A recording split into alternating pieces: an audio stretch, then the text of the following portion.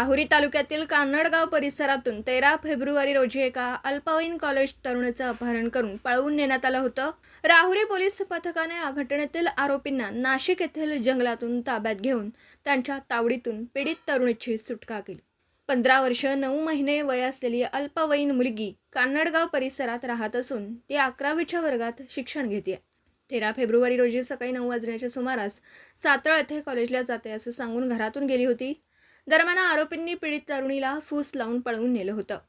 त्यानंतर त्या मुलीला नाशिक रोडवर रामशेज किल्ल्याजवळ जंगलात घेऊन गेल्यानंतर त्या ठिकाणी राहण्यास जागा नव्हती, त्यामुळे पर्याय म्हणून तो आरोपी मुलीला एका झाडावर वन विभागाने बनवलेल्या निवाऱ्यावर झोपवत असे आणि तो दुसऱ्या झाडावर झोपत असे। आणि मग काही दिवसांनंतर आरोपीकडील पैसे संपल्यामुळे त्याने रस्त्यावरील एका दुकानदाराकडे दुचाकी गहाण ठेवली आणि पैसे खर्च करू लागला। असेच रोज पैसे खर्च करून ते देखील पैसे संपले। मग त्याच्याकडे पर्याय उरला नाही।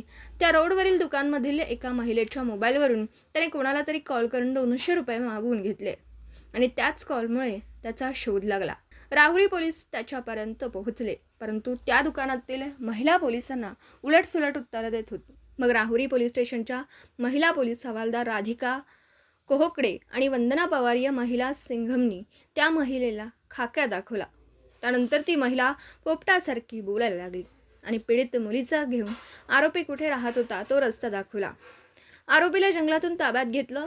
याबाबत राहुरी पोलीस ठाण्यात आरोपी मुक्तार हैदर पठाण राहणार कान्नडगाव तालुका राहुरी याच्यावर अपहरणाचा गुन्हा दाखल करण्यात आला। घटनेचं गांभीर्य ओळखून पोलीस निरीक्षक संजय ठेंगे यांनी जलद गतीने तपासाची चक्र फिरवली। गोपनीय बातमीदार व तांत्रिक विश्लेषणाच्या आधारे तपास करण्यात आल्याने आरोपीचा सुगावा लागला।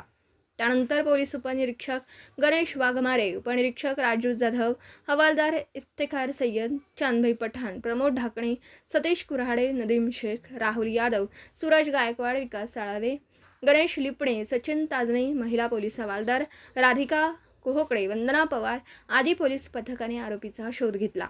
घटनेतील मुख्य आरोपी मुक्तार हैदर पठाण वय वर्ष 18 तसेच त्याला मदत करणारे कौसर हैदर पठाण वय वर्ष 22, आकाश शरद संसारे वय वर्ष 19 या तिघांच्या मुसक्या आवळून त्यांना जेरबंद केलं।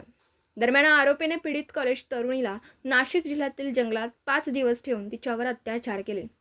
या प्रकरणी पीडिताच्या जबाबावरून आरोपींवर पॉस्को व लैंगिक अत्याचाराचे वाढीव कलम लावण्यात आले। या घटनेचा पुढील तपास पोलीस निरीक्षक संजय ठेंगे यांच्या मार्गदर्शनात पोलीस उपनिरीक्षक गणेश वाघमारे करीत आहेत।